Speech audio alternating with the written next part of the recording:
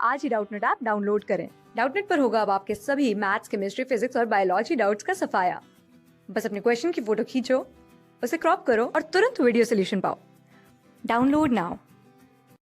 अगर हम इस क्वेश्चन की बात करें तो इस क्वेश्चन में हमें नीचे दो स्टेटमेंट दिए हुए हैं, जिनमें से हमें ये बताना है कि कौन सा स्टेटमेंट गलत है, कौन सा सही, या दोनों गलत है या दोनों सही। और अकॉर्डिंगली हमें नीचे दिए गए चार ऑप्शंस को चूज़ करना है। तो स्टेटमेंट 1 अगर हम रीड करें तो वो है कि जो स्मॉल अमाउंट ऑफ यूरिया होता है वो एंटर करता है थिन सेगमेंट ऑफ हेनलीज लूप में, जो कि ट्रांसपोर्ट हो जाता है वापस से इंटरस्टिशियम में बाय कलेक्टिंग टिब्यूल। और स्टेटमेंट 2 की बात करें तो वो कह रहा है कि जो कलेक्टिंग टिब्यूल्स होते हैं और थिक सेगमेंट होता है हेनलीज लूप का, वो परमिएबल होता है टू यूरिया। मतलब कलेक्टिंग टिब्यूल और थिक सेगमेंट ऑफ हेनलीज लूप से यूरिया पास कर सकता है। परमिएबल का मतलब होता है टू पास बाय। वहीं अगर हम बात करें तो इस स्टेटमेंट में मैं बताना चाहूँगी कि जो फर्स्ट स्टेटमेंट में ये लिखा है कि small amount of urea enter करता है थिक सेगमेंट में, तो ये चीज़ एकदम गलत है। क्यों? क्योंकि जो यूरिया होता है वो डीपर पार्ट में एंटर करता है थिन असेंडिंग लिम्ब के डीपर पार्ट में एंटर करता है यूरिया। और उसके अलावा थिन असेंडिंग लिम्ब के डीपर पार्ट के अलावा कलेक्टिंग डक्ट की अगर हम बात करें तो कलेक्टिंग डक्ट जो है, ये दोनों चीज़ें परमिएबल होती हैं टू यूरिया। तो हम कह सकते हैं कि thin segment of ascending limb and collecting duct, ये दोनों के दोनों परमिएबल हैं टू यूरिया, राइट। वहीं अगर हम बात करें यूरिया की तो यूरिया डिफ्यूज आउट करता है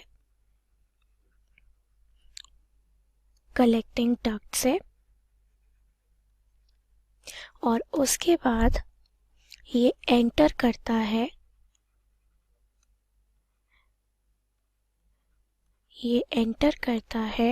हमारा थिन असेंडिंग लिम्ब में of loop of Henley, thin ascending limb में ऑफ हेनलीज लूप। तो हम कह सकते हैं कि यूरिया का कुछ ही अमाउंट जो है वो रिसाइकिल होता है, बाकी जो यूरिया होता है, जो बचा हुआ यूरिया होता है, वो हमारा रिमेन रहता है इंटरस्टिशियल फ्लूइड में। तो हम कह सकते हैं कि जो कलेक्टिंग डक्ट और थिन असेंडिंग लिम्ब होती है वो परमिएबल होती हैं यूरिया के लिए, मतलब यूरिया इनसे पास कर सकता है। वहीं अगर हम बात करें तो यूरिया डिफ्यूज आउट यानी बाहर निकलता है कलेक्टिंग डक्ट से, और वो एंटर कहाँ करता है? थिन असेंडिंग लिम्ब में लूप ऑफ हेनली की।